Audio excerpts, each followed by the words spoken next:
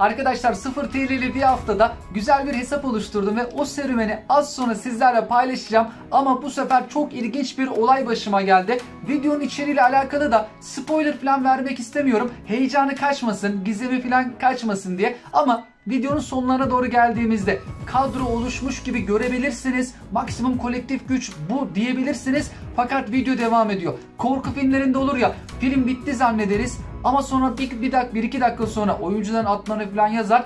Final sahnesi devam eder. Öyle bir durum bu sefer bizim videomuzda da olacak arkadaşlar. Ben her şey bitti zannettim. Maksimum kolektif gücü falan buldum zannettim. Ama her şey bitmemiş. Merhaba arkadaşlar, PES Sevenler Birliği kanalına hoş geldiniz. Çok kritik ve önemli bir haftadayız arkadaşlar. Bu hafta yeni bir hesap oluşturup 0 TL ile bir haftada çok güçlü bir kadroda ortaya çıkarabiliriz. Çünkü bu hafta maç bileti ve adaylı sözleşmeler yenilenecek. Şu anki maç biletindeki hediyeleri alabiliriz. Adaylı sözleşme paketinden de istediğimiz oyuncuyu alma hakkımız var. Yeni maç bileti geldiğinde oradaki hediyeleri de alıp gelecek adaylı sözleşme paketinden de futbolcular alabiliriz. Ve hediyeler de var. Çok fazla hediye verilmekte. Tam bu haftada güzel güçlü bir kadro ortaya çıkarabiliriz. Ve hemen hesabımızı oluşturmaya başlayalım. Dilimiz Türkçe. Ülkeyi Japonya seçeyim ben arkadaşlar. Japonlara farklı hediyeler de olabilmekte. Hem onları görürüm, sizlerle de paylaşma şansım olur. Japonya, eğer ülkeyi Japonya seçmezsek bu hediyeleri alamayız. Sadece oyuna başlarken ülkeyi Japonya seçenler Japon etkinliklerini görebilir ve o hediyeleri alabilir. Kullanıcı adı kısmına geldik arkadaşlar. Biz bu serimizde 6. bölümde miydik yoksa 7. bölümde miyiz? Onu unuttum. 6 yaptık herhalde. 7 diyelim. Bir deneyelim bakalım. Bir haftalık hesap 7. Alınmadıysa biz alalım. Kullanıcı adı zaten kullanımda diyor. O zaman şu 7'yi biz araya alalım. Bir haftalık 7 gibi bir şey olur. 7 hesap. Eğer bu alınmadıysa bu da alınmış. Bir haftalık şimdi isim bulmak burada biraz sıkıntı. İlla bazı kelimelere de takılıyorum. O kelimelerle oluşturayım istiyorum. Yani burada bir şeyler de yazsak aslında olacak ama büyük küçük harf değiştirsek kabul eder mi? Mesela büyük harf bence doğru. Böyle herhalde aynısını denk getiremeyiz. Bir haftalık hesap 7. Bence bu sefer olur. Evet, bu benim şimdi aklıma geldi. Büyük küçük harfleri kullanabiliriz. İstediğimiz harfleri büyütür, istediklerimizi küçültebiliriz. Bu şekilde de yani istediğim kelimelerden kullanıcı adı oluşturabilirim. Hesabımızı oluşturduk arkadaşlar. Hem bu haftanın etkinliklerini oynayacağız, hediyelerini alacağız. Hem de Perşembeden sonra gelecekleri de alabileceğiz. Mesajı kapattık. Giriş bonusu. Hoş geldiniz giriş bonusu. 5 yıldızlı top açma hakları bizler için çok değerli. Ve festival hediyeleri 5. günde 50 futbol parası alıyoruz. Bugün de bir tane top açma hakkı ama 5. günde 50 futbol parasını alamayacağız. Ben pazar günü başladım arkadaşlar buna. Cumartesi başlasaydım şu 50 futbol parasını alırdım. Evet, biz bu 50 futbol parasını ne yazık ki kaçırıyoruz. Bu kötü oldu. Bir tane top açma hakkımız. Japonlara bir mesaj geldi. Onların etkinliği var. Maç bileti veriyorlar. Japonya'da bazı Avrupa takımları maç oynayacakmış. Inter, Bayern Münih. Onlara ait maç bileti ve forma hediyeleri var. Herhangi oyun içerisinde e-futbol parası yok. 10.000 GP yanlış hatırlamıyorsam hediye vardı. Etkinlikler. Özgün'e girdiğimizde arkadaşlar bu Japonlara gelen etkinlikler. Maç bileti ve forma hediyeleri var. 10.000 GP hediyesi. Çekiliş düzenleyecek bu oyunu oynayanlar içerisinden Konami ama Japonya'da ikamet etmek gerekiyor. Hem maç bileti çıkarsa örneğin ben şimdi oynarım bana çıkar ama Japonya'ya gidip maçı izleyemem. Vizesiydi, uçak biletiydi falan bize çok pahalıya patlayacak bu işler. Forma hediyesinde çıktıysa da o da zor. Japonya dışında yaşadığımız için adres versem Konami belki formayı yollamaya da bilir. Japonya dışına yollamam diye de bilir. Şu an bu etkinliklerin çoğunu tamamlayacağım arkadaşlar. Hediyelerimizi alacağız. Sonra Perşembe günü bir daha etkinlikler gelecek. Onlardan da hediyelerimizi alacağız. Top açılımlarımız var. Hatta ilk başta kadromuzu oluşturalım.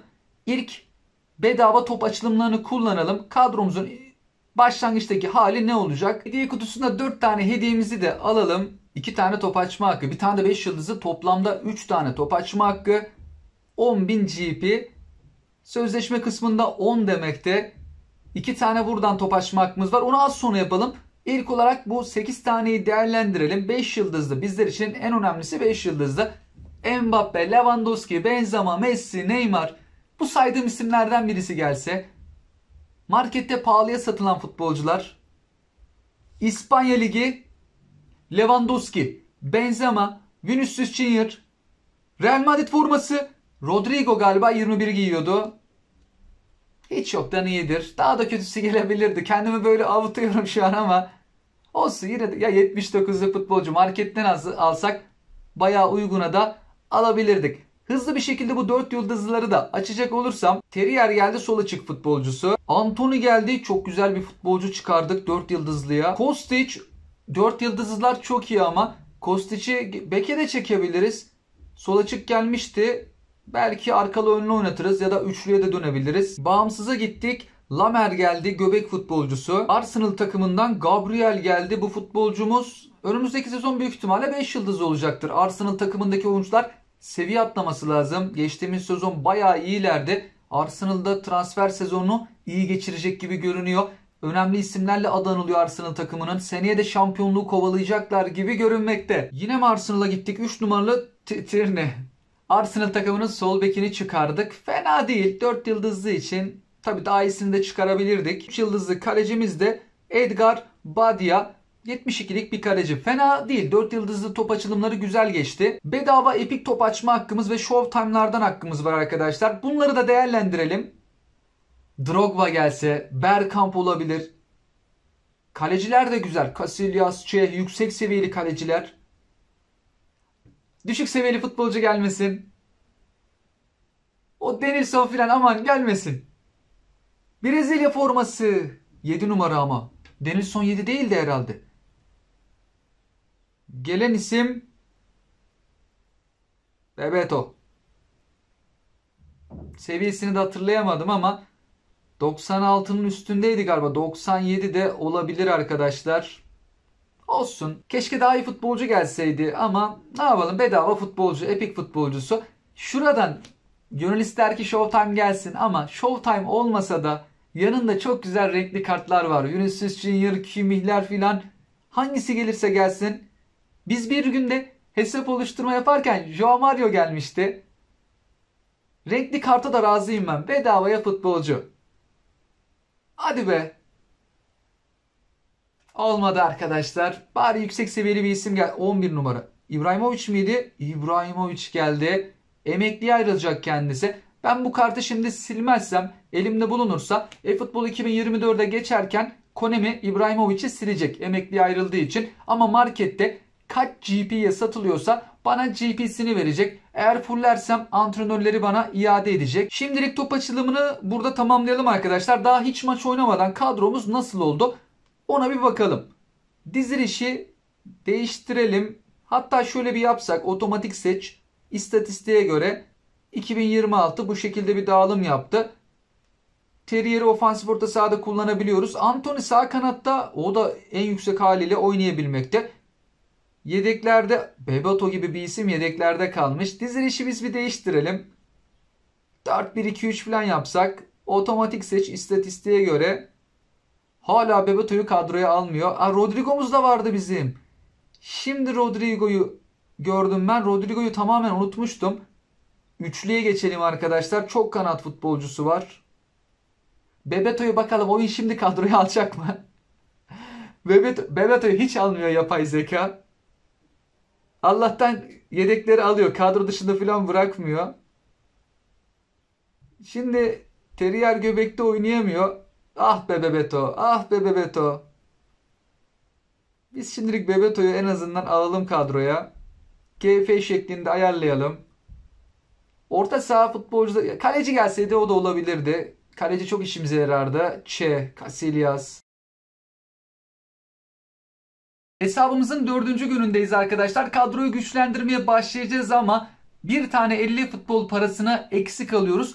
Giriş bonusu. Şimdi yarın buradan 50 futbol parası alacağız ama kampanyadan dolayı da 5. gün 50 futbol parası veriliyordu. Perşembe günleri sıfırlanmakta. Şu an çarşamba. Şimdi buradan da hediyemizi alıyoruz. Ama buradaki 50 futbol parasını alamayacağım. Çünkü yarın tekrardan ücretsiz top açma hakkına geri dönecek. 5 gün arka arkaya girersek o zaman pazartesiye denk geliyor. 50 futbol parasını o zaman alabileceğim. Ben bu hesabı pazar günü oluşturmuştum. Cumartesi oluştursaydık sıkıntı yoktu. Bu 50'yi de alacaktık. 50 futbol parası da işimize çok yarıyor. Çünkü ortadaki 250'nin kilidini açtığımızda 200'ü bize geri verecek. Cebimden 50 futbol parası çıkacaktı. Bunu da ona sayardım ben de. Ne yazık ki 50 eksik olacak. Etkinlikten aldığım hediye yarım kalmış. Bunu da aldık. Şu an gelen kutusunda 74 yazmakta.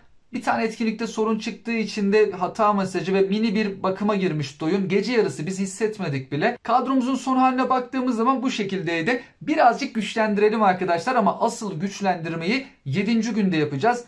Bedava top açma haklarımız var. Adaylı sözleşmeden oyuncular alacağız. Şimdi bunların hepsini bir alsak şu ana kadar neler toplamışız? 150 futbol parası, 731.000 GP. Görevlere tıklayalım. Buradan da alacaklarımız var. Hemen bunları alacak olsak 5 yıldızlı top açma hakları bizler için çok değerli. Başlangıç görevleri 2'de de futbol paralarımız var. Burada 100 toplamda 200 futbol parası. 5 maç oynayın. Hepsini alalım. GP'miz 1 milyonu geçecek ama kaça kadar ulaşacağız? Şimdi perşembe gelecek etkinlikler de var. Onları da yaptığımızda filan en az bir 1,5 milyona çıkarız umarım. Şu an 1 milyona çok yaklaştık. Hedefler 63 demekte. Alalım. Hepsini alalım. Tümünü al diyelim. Aldık. 1 milyon 142 bin. Şu an daha 4. gündeyiz. 1 milyon 142 bin aldık. Şu an her şeyimizi aldık. Sözleşmede 3 diyor. Bedava top açma haklarımız var. Bunları kullanalım. Sonra adaylı sözleşmelerimizle de oyuncu alacağız. Pahalı. Markette pahalıya satılan oyuncu gelmesi lazım. Newcastle United'dan Bruno Guimaraes geldi. Daha yüksek seviyeli isim isterdik ama gelen isim bağımsıza gidiyoruz. Alman liginden Bayern Münih takımından Bayer Leverkusen'e gitmesin. 10 numara Leroy Sané geldi. Fena değil. Yine yedeklerimizde belki bulunabilir. Bir tane Player of the Week top açma hakkımız var. Diğerini kullandık mı biz? Ben diğerini almayı unutmuşum arkadaşlar. Hemen onu da alayım o zaman. Etkinlikte maç oynuyorduk. Ben onu unutmuşum. Şu Legend etkinliği birinciden bedava top açma hakkımız var. Hemen ben oynayayım. 3 puanı alayım. Bu Player of the Week'i de açalım. Kesinlikle 5 yıldızlı isim çıkarmalıyız. Yüksek seviyeli. Şu listenin ilk sırasındaki isimler gelse çok güzel olur. Muhammed Salah, Mane, Neymar, Osimhen, De Vrij falan da var. Stoper futbolcusu. Ama Muhammed Salah ya da Neymar gelse harika olacak. Hangi lige gidecek? İngiltere Ligi 5 yıldızlı. 5 yıldızlı birkaç isim vardı galiba. Arsenal'dan filan, evet Arsenal'dan. 6 numara Gabriel. Stoper futbolcusu Gabriel. Şimdilik fena değil, işimizi görecek. 93'ten 96'ya kadar çıkmakta. En azından 5 yıldızlı futbolcu geldi. 3 yıldızlı isim bile var pakette. Şimdi buradan keşke Kimmich gelse. Olmadı. Bellingham, Saka, Christensen, 94'lük birçok isim var. 93 ve üstü. 5 yıldızlı futbolcular. Güzel isimler de var burada. Ama en çok istediğim isim Kimmich. Çok yüksek seviyeli. Ortada kullanırız birçok yerde. Sağ bekte kullanabiliriz. Dünya Kupası kartlarından birisi mi gelecek? Lige gitti. İngiltere Ligi 5 yıldızlı. Ödegaard. Tahmininde bulundum. Evet. Arsenal takımından Ödegaard. Güzel. Ortada kullanırız. Sağ açıkta falan da kullanırız. Bundan sonra gelecek futbolculara göre kadromuzu dizayn edeceğiz. Ödegaard joker bir futbolcu. Birçok farklı konumda kullanabiliyoruz. İyi futbolcu geldi. Hem de yüksek seviyeli bir isim. Şimdi arkadaşlar adaylı sözleşmelerimiz var. Kadro gücünü olabildiğince yükseltmek istiyorum. Bu paketteki en yüksek seviyeli ismi alalım. Gakpo var. Gakpo'yu alacağız. 4 yıldızlı bir futbolcu da alabiliyorum. Önce bir Gakpo'yu alayım. 98 seviyeye kadar çıkıyor Gakpo. 5 yıldızlımızı Gakpo'dan yana kullandık. 4 yıldızlı futbolcu da alma hakkımız var. Buradan alabiliriz. Ya da diğerleri full bir şekilde geliyor. Onlardan da kullanabilirim. Bu 4 yıldızlı futbolcu da yedekte oturacaktır. Kadromuzda yer bulamaz. Çünkü kaleci hiç çıkarabilir miyiz? Ondan da endişeliyim. Kaleci markette de yoktu. Mağazada, e-futbol puanı mağazasında da kaleci yoktu. Buradan oyuncu alacak olsak kaleci kalmadı. Böyle de bir sıkıntı var. Ama ben kaleci almayayım arkadaşlar. 4 yıldızlıya bir futbolcu alalım. Hatta Meksika ya da Japon tarafından fullenmiş futbolcu alabiliriz. Antrenör derdimiz de olmaz. Meksika tarafında bu isimler var. 90'lık stoper futbolcusu Vega var. Japon tarafına bakalım. Etkinliklerde Japon oyuncuları çok seçmiştim ben. 4 yıldızlı sağ açık. Göbek futbolcusu da var. Bu göbeği sol bekte de kullanabiliyorduk. Joker bir isim. Olur da sol bek sıkıntımız olursa bunu kullanabiliriz. Kendisi Brezilyalımış. Japon değil. Japon biri. Bu da Brezilyalı. Bu isim Japon. Japon kadrosunda da kullanırım. Milli takım Japon etkinliğinde de işe yarayabilir. O zaman bu santraforu mu alsak? Bu santraforu alalım gitsin arkadaşlar. Anlaş dedim ben.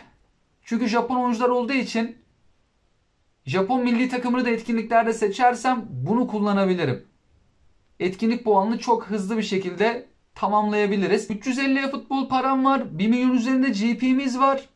Maç bileti alsak mı arkadaşlar? Orta tarafta santrafor futbolcusu Alvarez var. Yarın daha güzel bir futbolcu gelir mi gelmez mi? Aşağı tarafta Botman. Onu şimdilik alamıyoruz. Ama etkinliklerden ben 50'şere futbol parası da kazanacağım. Onları henüz oynamadım. Kadro biraz güçlensin öyle oynarım demiştim. İki arada bir derede kaldım arkadaşlar. Orta tarafın kilidini açsak. Burada ben birçok maç oynadım. Şu sondaki antrenörler kalmaz ama alamam ama futbol paralarımı geri alabilirim. Ben riske gireceğim arkadaşlar. Yoksa girmesek mi? Girelim. Yarın belki daha güzel futbolcular eklenir orta tarafa. Aşağı tarafa çoğu zaman kötü ekliyorlar ama inşallah aşağı tarafa da güzel isim eklerler. Yarın yani Perşembe günü gelecek olan yeni adaylı sözleşmelerden oyuncu alalım diyorum. Alvarez güzeldi. Kenarda da kullanabilirdik. Bir riske girdim ben. Şu an kadromuza baksak istatistiğe göre 2482'ye kadar yükseldi. 2 tane Player of the Week'ten gelen futbolcu kadromuzda. Japonlar, Bebeto da var. Yedeklerde bu isimler. Gakpo'yu kadroya almamış oyun hatta. Gakpo'yu biz Kostic'in yerine de çekebiliriz. Normalde ben burada oynatıyorum. Sol açık diyelim. Bebeto'yu da santrafora alsak şu an daha fullemediğimiz için kendisi düşük seviyeli. Kadro şu an bu şekle dönüştü. Daha 4. günümüz ama asıl önemli top açılımlarını gerçekleştirmedik. Sonunda en önemli 7. güne geldik arkadaşlar. Kadromuzu oluşturmaya başlayacağız. O kadar maç oynadım ki son bir günde maç biletinde 95-96'lara gelebilmek için hemen göstereyim. Bir önceki maç biletinde de 50'den fazla maçımız vardı. Orada 50 tane olan kısmın hediyelerini alabilmek için. Bunda da 96 tane maç oynadım. Şu 95'teki 50 futbol parasını da aldık. Şu 4000'i de aldım ama yeter dedim. Hatta vaktimiz var mı var ama dedim şimdilik yeter. Kadroyu oluşturmaya başlayacağız. Peki neler topladık? Hediye kutumuzda 78 tane alınacak var. Görevlerden alacaklarımız var. Çarşamba günü almıştık. Şimdi cumartesi günündeyiz. Tekrardan bunları toplayalım. Artık ulaştığımız e-futbol parasına, GP'lere bakacağız. Buradan da alacağımız 150 futbol parası var. Ben 150 için birazcık kastım. Bir tane bedava ikon Epic top açma hakkını da haftaya kazanacağız. O yüzden 20'de 19'da kalıyor. 20'de 16'da bıraktım. Bunları aldığımda 500 futbol param var. O 150 futbol parasını çok istiyordum. En çok ona ihtiyacımız var. Kariyer hedefleri. Buradan alacaklarımızı bir alalım. Daha 5000 futbol puanı da alacağız arkadaşlar. 5000 futbol puanı hediyesi var. Etkinliklerden kazandığımız 50'şer futbol paraları da buradaydı. 650 futbol paramız oldu. Şu an puanımıza bakalım. E-futbol mağazasından e-futbol puanı 4700 e-futbol puanımız var ama 5000 e-futbol puanı hediyesi bulunmakta. Bir 500 daha falan olsaydı 10.000'i de geçerdik. Şimdi bu hediyeyi alalım. Saatteki i'ye tıkladığımızda Konami'nin resmi web sitesine gidiyoruz. Buradan Konami ID ve şifre bilgisiyle giriş yapıp sonra puan kazan diyeceğiz ve 5000'imizi alacağız. Giriş yap diyelim. Mail ve şifre bilgisini girdikten sonra şu şekilde 3 tane bulunmakta. Seçtik, giriş dedik. Açılan sayfada en aşağıya gelip puan kazan dediğimizde 5000 futbol puanı verildi. 9700'de kaldık. 2 tane oyuncu alamıyoruz ama Yine de almanın bir yolu olabilir. Birkaç belki maç oynayıp bir şekilde ya da oyuncular alıp görevleri tamamladıkça futbol puanı kazanıyoruz. 200-200 burada futbol puanları veriyordu. Onları almak için dediklerini yaparsak nerede? Şurada. Futbol liginde 4 tane gol atsam 200 futbol puanını alabiliyorum. Belki orada devam da edebilir. Evet, sadece 200 o kalmış arkadaşlar. Hani onu yapınca 20 gole ulaşınca belki bir 200 daha verirse filan, ama şimdi vaktimizde o kadar yok. Biz 9700'e kadromuzu oluşturalım. Kadromuzun en son hali bu şekildeydi ama ben birazcık karman çorman etmişim. Etkinlikte Fransa liginden oyuncuyla İtalya liginden oyuncuyla gol atma vardı. Ondan öyle biraz değiştirmiştim. Az sonra bu kadro bambaşka bir seviyeye gelecek. Ben 3 yıldızlı adaylı sözleşmelerle Japon paketinden de oyuncular almıştım. Şimdi top açılımlarına başlayalım. 6 demekti. İlk olarak ücretsizleri kullanalım. Genelde hep standart oyuncu biletiyle başlıyorduk arkadaşlar. Bunu bu sefer sona bırakalım. Normal e-futbol paralarımızla bu kısımlardan filan açalım. İlk olarak ücretsizlerden başlayalım. Showtime'a tek atamasak da renkli karta da razıyım. Geçen hafta bir gün hesap oluşturmaya renkli kart gelmişti. Joao Pedro. Keşke Showtime gelse, olmadı, renkli bir kart. Zor ama neden olmasın? Olmadı. Bu arada arkadaşlar hep aynısını yapıyorum. Çok maç oynadığım için telefon ısınmasın diye grafik ayarlarını minimuma alıyorum. Ondan böyle kasma falan yapmakta. 4 yıldızlı bir futbolcu. Cuadrado geldi. Sağ bekte, sağ kanatta kullanabiliriz. Hemen oyun ayarlarını biz bir değiştirelim. Ben de bunu hep unutuyorum. Sonra top açılımında dikkatimi çekerken fark ediyorum. Player of the Week'lerden de birer tane ücretsiz top açma hakkı var. Şimdi şöyle bir durum var arkadaşlar. Her iki pakette de Mbappe var. Mbappe'nin gelmesini çok istiyorum. Belki marketten GP'mizle de alabiliriz. 2 milyona yakın GP'miz var. Ama para da harcamak istemiyorum 1 milyon GP'yi. Şimdi ben buradan Mbappe'yi çıkarsam. Diğer pakette de Mbappe var. Üst üste 2 tane Mbappe gelse 100 futbol paramız gitti boşuna. Burada da çok yüksek seviyeli isim var. Tam top açılım yapacaktım arkadaşlar. Telefon geldi. Şimdi tekrardan devam edelim. Şu ücretsizden başlayalım. Kim gelecek? Hadi be, Mbappe çıkar mı? Buradan Mbappe gelsin. Diğer taraftan Neymar. 2 Mbappe kartı da birbirinden güzel. Yeter ki ikisini çıkarmayalım. Üst üste Mbappe olmasın. 5 yıldızlı. Ama hepsi 5 yıldızlı olmalı. Takım gücümüzü olabildiğince yükseltmek için hep 5 yıldızları çıkarmalıyız. Mbappe gelmedi. Bu santrafor futbolcusu Morata 93. Maç biletinde de geçen haftaki maç bileti almadığıma üzüldüm arkadaşlar. Orada Alvarez vardı. 94'ten 97'ye çıkıyordu. Şimdikiler bir tık daha düşük seviyeli. Neymar, Mbappe. İkisinden birisi gelir mi? Ama kesinlikle 5 yıldızlı olmalı. Olacak işleri 3 yıldızlı verdi. Çok kötü oldu. 3 yıldızlı bir isim. Takım gücümüzü çok yükseltemeyecek. Amrabat geldi. Bu futbolcu tabi seviye atlayacaktır. Dünya Kupası'nda bayağı iyiydi. Şimdi arkadaşlar futbol paralarını yanlışlıkla harcamadan önce maç biletlerini bir alalım. Çünkü buradan çok fazla antrenör kazanıyoruz ve antrenör sıkıntım var. Fullleyemiyoruz. Genelde bu serimizde antrenör yetmiyordu. Ama bu sefer önceki maç biletinden 50 tane görevin hediyelerini almıştık. Bu sefer hepsini alalım tekrardan. Ortada Ben White var. Sağ bekte, stoperde kullanabiliyoruz. Sağ açık Nico Williams var. Kanatlarda kullanabiliyoruz. Ben 250'nin kilidini açacağım arkadaşlar. Zaten 200'ü bana geri veriyor. Cebimden sadece 50 futbol parası çıkmış oluyor. Nico Williams'ı alıyorum. 5 yıldızlı bir tane de adaylı sözleşme. Bu da 100 futbol parası gibi değerli. Ben öyle görüyorum. Çünkü 5 yıldızlı bir oyuncu istediğimizi alabileceğiz. Ben White'ı da alalım. Antrenörlere de ihtiyacımız var. 200 futbol parasını geri aldık. Bunları da alalım. Sözleşmeye ne öbeleti? Almaya devam ediyoruz. Evet, bitti. Şimdi ben aşağıdakinin de kilidini açayım. Çok fazla maç oynadım. Şuradaki kilidini açabilmek için. Şimdi 500 bana yeterli değil dedi. Hemen gelen kutusundan geri alayım paramı. Şimdi 600 futbol param var. Aşağı kısmın kilidini açtığımda 200'ünü bana geri verecek. Bende 400 kalacak. 4 tane top açılımı yapabiliyoruz. Ama 2 tane 5 yıldızlı adaylı sözleşme. Bir de üstüne 93 seviyeli bir futbolcu. 5 yıldızlı bir isim. 3 tane değerli futbolcuyu almış oluyorum. Bol bol antrenör. 4 yıldızlı adaylı sözleşmelere de yine iyi futbolcu alabiliriz. Ve çok fazla antrenör. Şimdi cebimde de tekrardan bakayım, şeyleri alalım geri. 400'e futbol paramız olacak. Çok fazla antrenörümüz, tamam. 2 tane de renkli kart oldu. Adaylı sözleşmelerimiz çok fazla. Şu an bakalım. 4 tane 5 yıldızlı futbolcu alacağız. 4 tane 4 yıldızlı. Hadi 3 yıldızları belki kullanmaya da biliriz. Duruma göre bakarız arkadaşlar. Şimdi Player of the Week'ten devam edelim. Bu sağ taraftakinden çok kötü futbolcu geldi. Ama benim gönlüm o sağ taraftakinden açmaktan yana. Ama burada da güzel isimler var. Bir gidelim. Bir buradan bir oradan. 5 yıldızlı gelmesi lazım. Kim gelirse gelsin razıyım. Yeter ki 5 yıldızlı oyuncu gelsin. Düşük seviyeli gelmesin. Sol bek Hernandez de var. 4 yıldızlı. Hayal kırıklığı oldu. 3 yıldızlı üstüne 4 yıldızlı. 24 numaralı formasıyla Enzo Fernandez geldi. En düşük seviyeli kartı. Bu adamın daha sonra kartları o kadar yükseldi ki.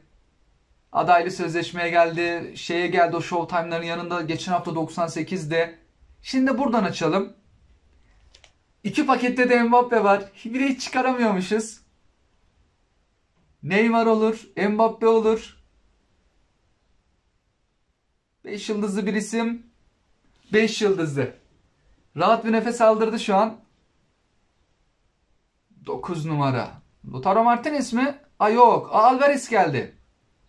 Alvarez'i çıkardık. Geçen hafta maç biletinde almadık. Daha yüksek seviyeliydi kartı. Sonra bu maç biletini bekledim. Dedim ki belki daha iyi futbolcular eklenir.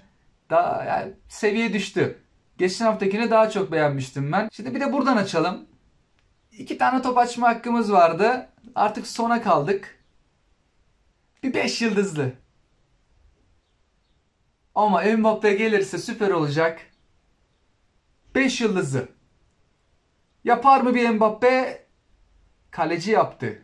Kaleci adaylı sözleşmeyle de alabilirdik. Çünkü o adaylı sözleşmeye verilen kaleci de iyiydi. Şezni geldi. 93. Buradan mı açsak diye bakıyorum. Son bir tane hakkımız kaldı. Burada da çok güzel isimler var. Foden da çok iyi. Di Maria'nın bu kartı yüksek seviyeli.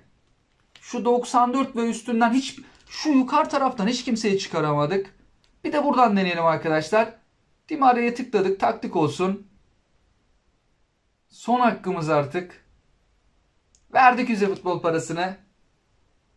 Daha sonra adaylı sözleşme JP futbol puanlarını kullanacağız. Kadromuzu tamamlayacağız. 5 yıldız. Oh, 5 yıldızlı geliyor. Kaleci mi? Üst üste kaleci çıkardık. Bu kötü oldu. Şezni'nin üstüne Hırvatistan milli takımı kalecisi Livakovic geldi. 5 yıldızlıya sevindim ama sonra gelen isme birazcık üzüldük. Şu an kadromuz nasıl oldu arkadaşlar? Şimdi asıl önemli olan yerlere geçiyoruz. Eksiklerimizi tamamlayacağız. Ben dörtlüyle oynamayı çok severim. Bir dizilişi değiştir diyelim. 4-2-1-3 olsun. Otomatik seç. Oyun bir yaptı. Şu anki haliyle bu şekilde. Geçen hafta Gabriel'i çıkarmıştık. Bir stoperimiz var. Bu sağ beki stoperde de kullanabiliyoruz. Ona göre sağ bek futbolcu da alabiliriz. Stoper de alabiliriz. Renkli kartlara bakalım. Yedeklerde kalecimiz var. Sol açığa bu ismimiz var. Gakpo'yu sol açıkta kullanabiliriz. Ödegaard'ı burada. Renkli kartlara bakalım. Başka yedeklerde renkli kartımız var. Nico Williams da var. Kanatta kullanabiliriz Nico Williams'ı. Şimdilik şöyle dursun. Hücum hattı yine fena değil. Bir aşağı tarafa, arka tarafa takviye yapmamız lazım. Sol bek için ihtiyacımız var. Orta alanı güçlendirmemiz gerekiyor. Defansif orta sahaların seviyesi biraz düşük kaldı. Keşke top açılımı daha güzel olsaydı. Birazcık top açılımı hayal kırıklığı oluşturdu. 3 tane de burada standart oyuncu top açma hakkımız var. Belki Mbappe'yi oradan çıkarırız. Buradan da alacağımızı alalım. Bir 5000 GP. 3 tane top açma hakkımıza baktığımız zaman bir tane defans, bir tane orta saha, bir tane de kaleciymiş. Forvet ya da karışık bir paket yok ne yazık ki. Mbappe, Haaland gibi isimleri marketten alacağız. Van Dijk olur, Ruben Dias olur, De Ligt olur. Şu 3 isimden birisi gelebilir. Yüksek seviyeli. Alaba da olur diyecektim. Sol bekte de kullanırız. İtalya'ya gittik. Milan takımından 19 numarayla. Çok iyi. Hernandez geldi. Sol beke de ihtiyacımız vardı. Hernandez'i orada kullanırız. Ben seviyorum, beğeniyorum Hernandez'i. Güzel oldu. Yoksa marketten alacaktık bir sol bek. Şimdi orta saha. O kadar güzel isimler var ki. Şu ilk sıradakiler gelse harika olur. Kevin De Bruyne, Kimi, Rodri. Böyle birkaç farklı yerde oynatabileceğimiz oyuncu da olur. Bana De Jong çok geliyor. Şimdi İspanya'ya gidince de aklıma De Jong geldi. Yok, bu sefer De Jong olmadı. Atla dedik. Llorente. Llorente birçok farklı yerde oynuyor. Dedim ya, birçok farklı yerde oynayan oyuncu olsa işimize yarar. Ama Llorente'nin çok yüksek seviyeli kartı gelmişti önceden. 94'ten 97'ye çıkıyordu galiba. Kaleci, yani Alisson, Ederson, Donnarumma, aslında Courtois, en güzeli Courtois ama hiç ihtiyacımız yok kaleciye. 2 tane kaleci çıkardık. Şimdi 3. kaleci İngiltere Ligi'nden Alisson olsun. Bu Arsenal takımının kalecisi mi geldi? Ramsdale mi? Evet, Ramsdale geldi. İstediğimizi çıkaramadık. Şimdi bizim sol bek tamamlandı arkadaşlar. Sağ bekte White'ı kullanıp stoper alabiliriz. Ya da bir sağ bek de alabiliriz. Adaylı sözleşmelerden yana çok büyük bir sıkıntımız yok. Ama kadro gücünü de yükseltmek istiyorum ben. Şimdi kaç tane 5 yıldızımız vardı? 4 tane. Burada İshak çok yüksek seviyeli. Kesinlikle alacağım. Kadro gücümü yükseltsin. Santrafor'a 3. santraforumuz oldu ama kadro gücünü de yükseltmek istiyorum. İshak tamam. Orta sahada defansif orta sahalarımızın seviyeleri biraz düşüktü. Burada Lobotka var. Göbekte Dost'a kullanabiliyoruz. Seviyesi yüksek kendisinin. Onu alabiliriz. Stoperimiz var. Stoperde kullanıp Ben White'ı sağ bekte de bırakabiliriz. Bu ikisini alalım arkadaşlar. Hem de yüksek seviyeli. Kaleci gelmese, kalecilerin yerine daha güzel futbolcu çıkarsaydık ben buradaki kaleciyi alacaktım. Mbappe gelmedi. Foden, Neymar, birçok yıldız futbolcu var. Hiçbiri gelmedi ne yazık ki. Player of the Week'ten 6 tane top açma hakkı kullandık. Acaba şöyle mi yapsaydık? Sadece bir pakete mi yoğunlaşsaydık? Belki öyle daha mı iyi olurdu? Buradaki stoperi de alalım. Yüksek seviyeli kendisi. Bir tane daha 5 yıldızlı oyuncu alma hakkımız var. Kadro gücünü yükseltmek için Ramos'u almak sanki daha mantıklı. Ama ya yedeklere de baktığımızda sürekli santrafor da görmek istemiyorum. Belki marketten de alabiliriz. Ben göbek futbolcusunu alayım arkadaşlar. Alayım mı? Kararsız kaldım. Şimdi son 5 yıldızlı futbolcumuz. Alıp da almamak arasındayım. Ramos'u mu alsak, Thuram'ı mı alsak? Santrafor şu an düşünüyorum. Çok fazla santraforumuz var. Marketten de alabiliriz. En iyisi göbek futbolcusunu alayım ben. Düşündüğüm zaman vazgeçiyorum. Sonra diyorum ya niye böyle yaptım filan. Bazen sıcağı sıcağına karar almak istiyorum. Hatasıyla, doğrusuyla ne karar almışsam artık böyle ona göre devam ediyorum. Şimdi kadromuza bir daha bakalım arkadaşlar. Daha futbol puanımızla oyuncu alacağız. İstatistiğe göre. Newcastle United'ı ben gelişi güzel seçmiştim ama ben bu takımı da değiştireyim arkadaşlar. Kullanıcı bilgileri. Rüya takım. Manchester United'ı genelde daha çok seçiyordum. Manchester United olsun. Defansif orta sahaya Enzo Fernandez'in yerine şöyle güzel bir defansif orta saha alabiliriz. Rodri gibi, Kimmich gibi yüksek seviyeli. İlk 11 biraz oturdu gibi ama paramız çok. Açıklara futbolcu alabiliriz. Hadi sol açıkta Gakpo çok yüksek seviyeli. Sağ açığa yüksek seviyeli bir futbolcu alabiliriz. Yedekleri güçlendirelim arkadaşlar. 4 yıldızlı oyuncularla 4 yıldızlı adaylı sözleşmelerimiz de var. Futbol puanı 9700, 2 tane oyuncu alamıyoruz ne yazık ki. Şimdi burada Eden Hazard'ın seviyesi yüksek. Eden Hazard'ın takım oyun tarzı hepsinde 90. Seviyesi yüksek diye alacağım ama Cuadrado var. Zaten az önce Cuadrado'nun bir kartını da çıkarmıştık. En son gelen Albert Ferrer'i sağ bekte kullanabiliriz. Sağ bekte de hem de stoperde de kullanabiliriz. Seviyesi belki o kadar çok yüksek değil ama güzel de bir futbolcu. Ben Ferrer'i alayım arkadaşlar. Yani Ferrer 95'e kadar yükselir. Takım oyun tarzı da basacağız ama sağ bekte, stoperde kullanabiliriz. Form durumunda sıkıntı olmaz. Maç öncesi form durumu iyi olur. Ben Ferrer'i alayım. Belki Eden Hazard bir tık daha yüksek seviyeli olabilir ama Ferrer'i aldım gitti. Görevlerden de yine 5000 GP kazandık. İlk olarak menajerimizi aradan çıkaralım arkadaşlar. Unutmayalım. Sonra parayı harcarız. Menajer kalır elimizde. Şimdi Cristóbal Buena'yı alıyordum ben. 85 uzun topla var diye. Yukarıdakiler pahalı diye. Sonra geçen hafta video çekerken izleyen arkadaşlar hatırlayacaktır. Bu aşağıdakilerin de 85'miş. Ben bakmıyordum. Hep Cristóbal Buena 85'ti. Hem de daha az GP. Geçen hafta Jose Mourinho muydu acaba? Başka bir isim vardı. Burada bir isim daha vardı arkadaşlar. O da 85'ti. O menajeri silmişler. Evet. Tuhel'e de zam yapmışlar. Kaçırdık. Geçen hafta evet öyleydi. 220 bin GP'ydi. Başka bir menajer vardı. 85'te açıktayla oynuyordu. Kimdi ki o menajer? O menajeri de unuttum ben. Vay canına. Biz bu bir haftalık hesap fullemeyi geçen hafta yapsak şuradan daha ucuza menajer alabiliyorduk. Ya o zaman Tuhel'i mi alsak? Açıkçası 85. 290 bin GP.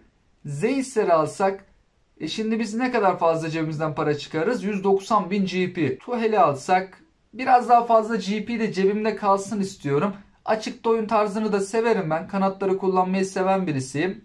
Alayım Tuhel'i alayım. Bayern Münih'in menajeri.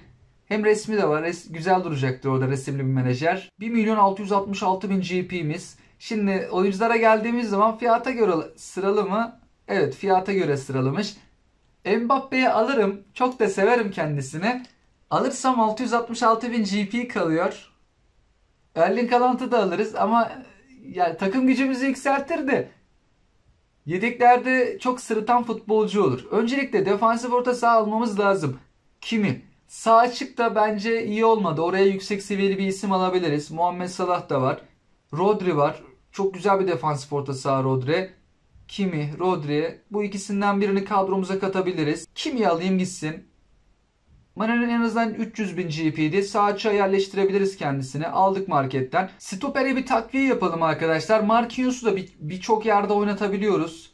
Biraz da seviyesi de yüksek. Alaba'dan daha yüksek seviyeli. Açıkçası 68'miş. Alalım. 300 bin GP gitti. 616 bin GP'miz var. Saka'yı da alalım istiyorum. Bu sene çok iyiydi kendisi. Seviyesi yükselecektir onun önümüzdeki senede. Zorlanırsak sol beke bile çekebiliriz. Tabi savunması yok ama sağda solda kullanabiliriz. GP'si de uygundu. Kaç GP'ydi? 260 bin GP. Verdik. 4 tane 4 yıldızlı adaylı sözleşmemiz de var. Eğer antrenör kalırsa arkadaşlar bunları da fulleriz. Antrenör durumuna göre. 2 tane 4 yıldızlı futbolcu alalım biz. 2 taneyi buradan kullanalım. 2 taneyi şeylerden kullanabiliriz de. Diğer paketlerde oyuncular maksimum seviyeli geliyor. Eğer baktık antrenör biterse diğer paketlerden de o 90'lık futbolcu falan vardı. 89'luk. Onları da alabiliriz. Burada 90'lıklar var. Burada da bir tane 90'lık var. 2 tane adaylı sözleşmeyi de eğer antrenörlerimiz biterse oradan kullanabiliriz. 356 bin GP'yi şimdilik tutalım. Bir bakarız. Yine bir futbolcu ya da 2 futbolcu alabiliriz. Bu kadroyu bir güçlendirelim. Duruma göre antrenör de varsa elimizde belki alım yapabiliriz. Şimdilik ben eldeki antrenörlerle bir bakalım antrenörlere. Bu kadar antrenörümüz var. Oyuncuları fullerken arkadaşlar görevlerden de hediyeler verdiler. Bir bakalım. eFootball puanı özellikle gördüm. 200 vermiş. Bir 200 daha verir mi? Yok, vermedi. Şurada eFootball liginde yani gol atsam 200 alacaktım. Tümünü al diyelim. eFootball puanım şu an benim sınırda kaldı. Buradan da Eden Hazard falan alabilirdik. 4900. Oyunculara maksimum seviyeye aldım arkadaşlar. Elimde biraz antrenör kaldı. Marketten oyuncu alabiliriz. 300 binlikler var. Kalecileri pas geçiyorum. Kaleci ihtiyacımız olmadığı için Marquinhos'u aldık. Van Dijk güzel ama elimizde stoper biraz fazla oldu. Bernardo Silva var. Mane'yi aldık. Mesela Bernardo Silva'yı alsak göbekte, ofansif orta sahada, sağ kanatta, sağ açıkta kullanabiliriz. Seviyesi de yüksek bir isim. Tabi daha da güzel futbolcular da var. Hani Bernardo Silva kadar güzel futbolcular diyeyim. 280 bine 260 bine alabileceğimiz isimler de var burada. Bernardo Silva'yı alalım. Maksimum seviyesi biraz daha yüksek olacağı için kadro gücümüzü de bir tık arttıracaktır. Tüm futbolcuları fullledim arkadaşlar. Hatta antrenör bile kaldı. Herhalde bu serimizde ilk defa böyle bir şey yaşadık. Elimizde antrenör de kaldı. Çünkü 2 tane farklı maç biletini gördüğümüz için çok fazla antrenör toplamış olduk. Hiç de bir futbolcu satmadım. Hatta bundan önceki serimizin videolarında elimizden futbolcular da çıkarıyorduk antrenör kazanabilmek için. Hatta biraz satsak GP'miz 100.000'i de geçer. Biraz daha fazla antrenör kazanabiliriz. Şimdi kadro gücümüze bakalım. Sonra dizilişi değiştirerek biraz daha güçlendirebilir miyiz? Onu deneyelim arkadaşlar. Tuhel'i seçiyorum. Açıkta oyun tarzına göre ayarladım kadromuzu. 85 Tuhel ile birlikte maksimum kolektif gücümüz kaç olacak? 2946. 2950'ye sadece 4 tane sayı kaldı. Ama dizilişi değiştirerek arttırabilir miyiz? Biraz zor ihtimal. Yedeklerde göbek futbolcumuz var. Stoperimiz var. Mesela şu stoperi denediğimde düşürüyor. Sağ beke alabileceğimiz mesela Ben White var. O da düşürmekte. Sol bekte kullanabileceğimiz mesela şu sağ beki alsak bunu deneyelim. Düşürdü bayağı. Sol bek Hernandez bir tık düşürüyor. Saka çok yüksek seviyeli. Bu dizilişte galiba maksimum seviyemiz bu olabilir arkadaşlar. Ha şunu denemedim. Mesela şöyle bir şey yapsak. Oyuncu rolleri GF'de düşükmüş. Dedim acaba gizli forvet şeklinde yapsak. Yok olmadı. Tekrardan geri alalım onu. Oraya biz Mane'yi yerleştirelim. Saka'yı sağ açığa alsak. Sol beke Hernandez'i çeksek. Yok 2945. Az önce 46 idi. Yani biz dörtlüyle çıkarsak yapabileceğimiz en iyisi bu galiba. Ödegaard burada herhangi bir değişiklik yapmamakta. Kimi çıkarsak o birazcık düşürdü. Galiba en yüksek bu. Şimdi dizilişi değiştirelim arkadaşlar. Dizilişi değiştirdiğimizde üçlü bir stoper hattıyla oynayalım. Şuradan yeni bir oyun plan listesi oluşturalım. 3-4-3. 2 santraforlu da deneyebiliriz. Bir 3-4-3'ü deneyelim. Olmadı 2 santraforlu da deneriz. Şu an oyun nasıl yaptı?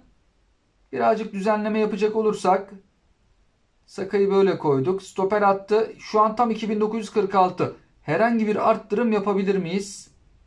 Bu futbolcular aynı isimlerle olmuyor ne yazık ki. Ha takım oyun tarzımızı 100 yapsak belki bir tık yükselebilir ama şimdi oyuncuların takım oyun tarzlarına baktığımız zaman da mesela kimin üstünde deneme yapalım? Marquinhos üstünde bir deneme yapalım. Takım oyun tarzını bir tık arttıralım. 88'de 98 olsun. Bir futbolcuyla kurtaramayabiliriz ama birkaç futbolcuyla yapmamız gerekecektir.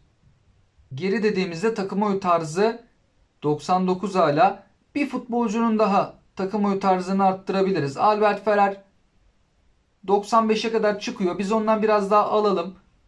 Takım oyun tarzını 99 yapalım. Umarım takım oyun tarzımız tüm takım oyun tarzı 100 olur. Kurtaracak mı? Oldu. Ama kolektif gücümüz yine 2946'da kaldı. Burada herhangi bir değişiklik olmadı. Oyuncular üzerinde ufak bir değişiklik yapacak olsak herhangi bir etkileme olmadı. Bu sağ açığımızı mesela alsak herhangi bir değişiklik yok. Alvarez'i alsak herhangi bir değişiklik olmadı. Üçlüyle çıktığımızda da 2946. Şöyle ortada bir değişiklik yaptığımızda herhangi bir değişiklik olmadı. Şöyle yapsak düşürüyor. Hatta antrenörleri de göstereyim arkadaşlar. Şuradan bir futbolcuyu 5 yıldızı şurada da futbolcumuz vardı.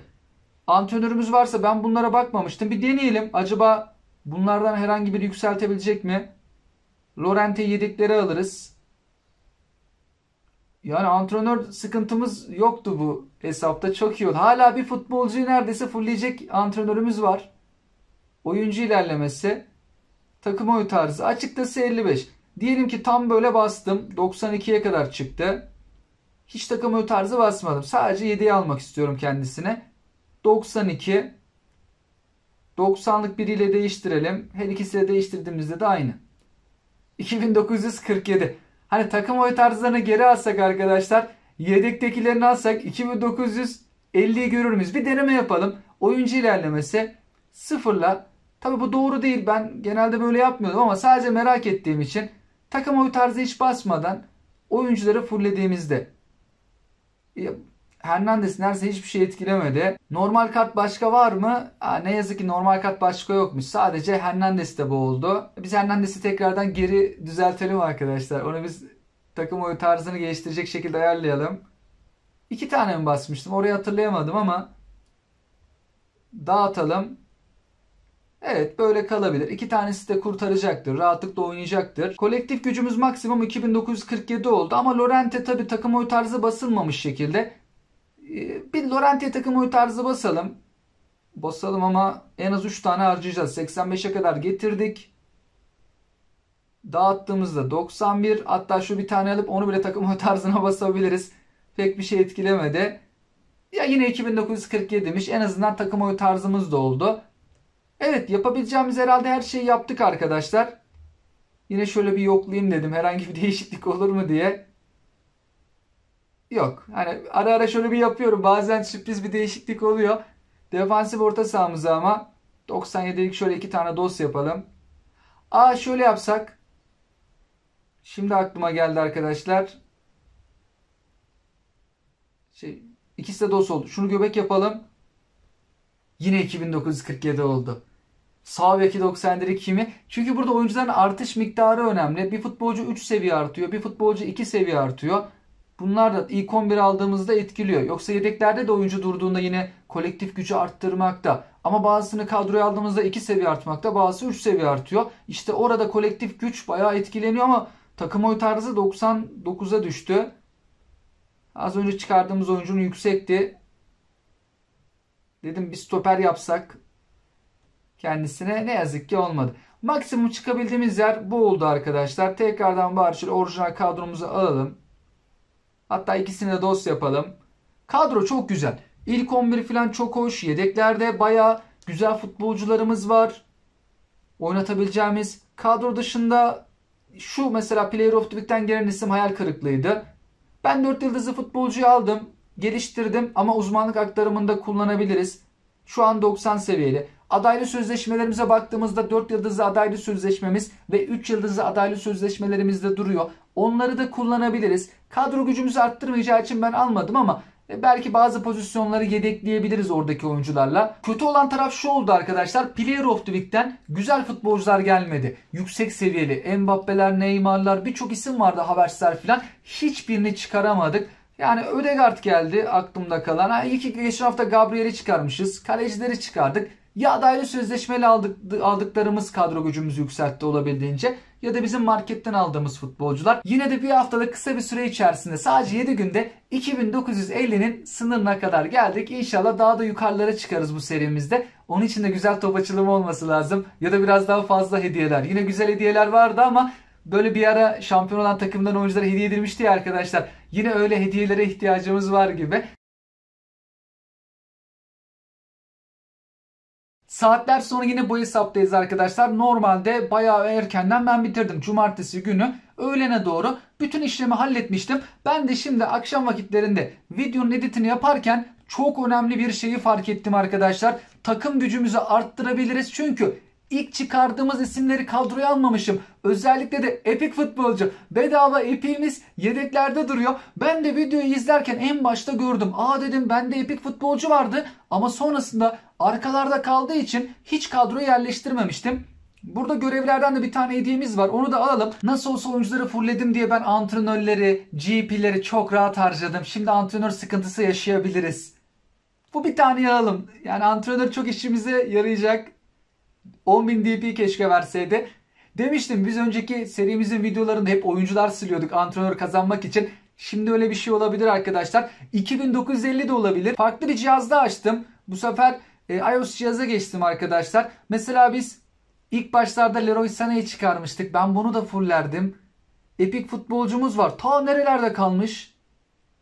Yani epik futbolcu ve Leroy Sané. O ikisi özellikle çok takım gücümüzü birazcık arttırırdı. Biz Bebato'yu bir fullleyelim. Seviye antrenmanı diyelim. Elimizdeki antrenörlere baktığımızda binlikler çok fazla. 55.000 yeter mi? Zaten maç oynadığım için de oradan da biraz almıştı. Şu 4.000'liği de vereyim. Keşke yetse. Uzmanlık aktarımı da yapabilirim. O 4 yıldızlı adaylı sözleşmeli aldığım futbolcular vardı. 38'de 33 kaldı. Uzmanlık aktarımı yapalım arkadaşlar. Şu 4 yıldızlı futbolcularımızdan birini silelim. Wanders 70.000 GP mi? 66.000 GP. Tam yetiyor arkadaşlar. Olise. Yani üzülüyorum da o adamı sileceğim için. Şu 6.000'likleri mi silsek? Kagawa, Oshima. 6000, 5000, 5000 bunlardan birazcık antrenör alıp yapsak. Yani o zaman kaç GP gider? 9, 8, 17, 25, 32 bin GP. Toplasan ne kadar antrenör? Şu tam 66 binlik işimize de yarıyor ama Olise gibi bir futbolcuyu da kaybetmiş olacağım. Ona da üzülüyorum. Ama biz onun yerini doldururuz.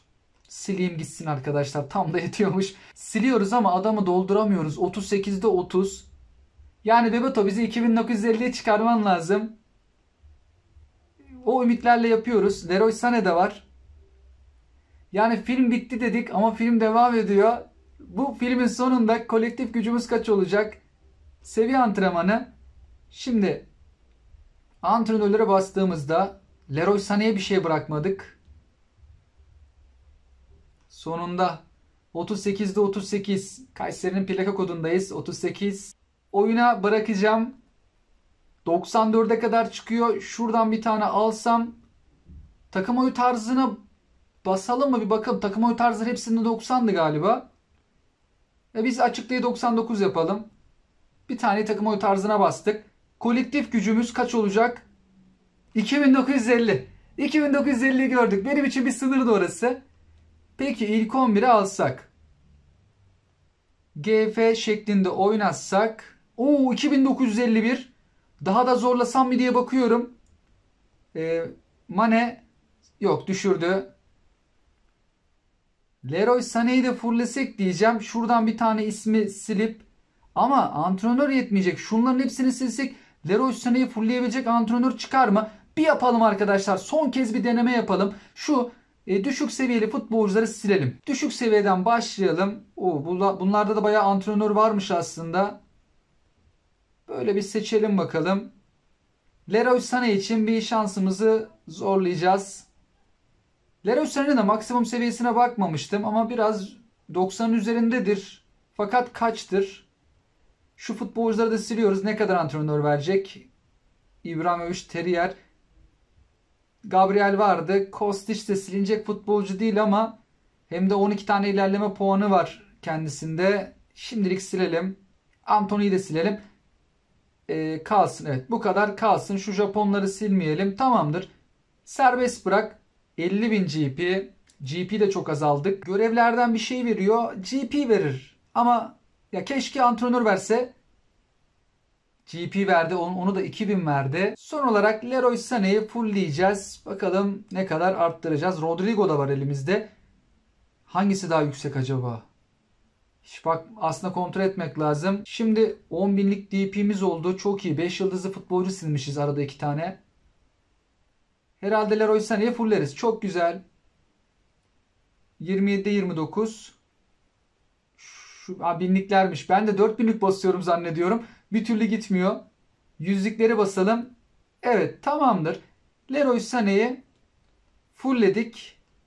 Şimdi maksimum seviyeye çıkaralım. Leroy Sané kaça kadar çıkacak? Otomatik dağıt. 93 seviye. Onayla.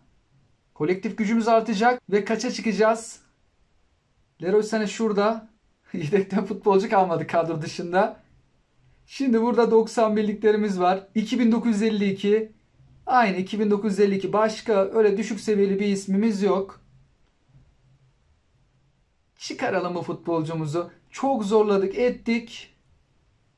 Şuraya bakıyorum. Farklı bir yerlerde kullansam mı diye. Yok, böyle kalsın o zaman. 2952'ye kadar çıktık arkadaşlar.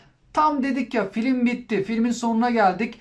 Videoyu editlerken fark ettim. Özellikle de epik futbolcumuz kadromuzda yok. Bedavaya çıkardığımız epik futbolcumuz yok. Ben de Bebeto'yu gördükten sonra aklıma geldi. Siz de videoyu izlerken arkadaşlar ya Bebeto'yu unuttu falan dediniz mi? Dediyseniz görüşlerinizi bizlerle paylaşabilirsiniz. Videonun kaçıncı böyle dakikalarında falan aklınıza geldi. Ben çarşamba günkü kısma geçtiğimde videoyu izlerken işte o zaman fark ettim. Çarşamba günü kadroya bakıyorum. Top aşımları falan yaptık. Hep otomatik seç, otomatik seç diyorum. Oyun da bir türlü Bebeto'yu kadroya almıyor. Sonra da aklımdan çıkmış bu bir haftalık süreç içerisinde. Ama güzel bir kadro oldu. 7 günlük bir süreç içerisinde 2950'yi geçtik. İnşallah sizler de en çok istediğiniz futbolcuları çıkarırsınız. En az futbol parasına keşke tek atabilsek. Güzel bir kadro oldu. Bir haftalık serimizin en güzel kadrolarından birisi. Yedeklerde de rengarenk isimler. Hediyeler, kampanyalar tabii kadromuzu güçlendirmemizde etkisi çok büyüktü. Yine de bakıyorum hani bir şey yapsak kadro gücünü arttırabilir miyiz diye. Yok, bu kadar oldu. Umarım videoyu izlerken sizler de keyif alırsınız arkadaşlar. Yorum ve görüşlerinizi bizlerle paylaşabilirsiniz. Hoşçakalın.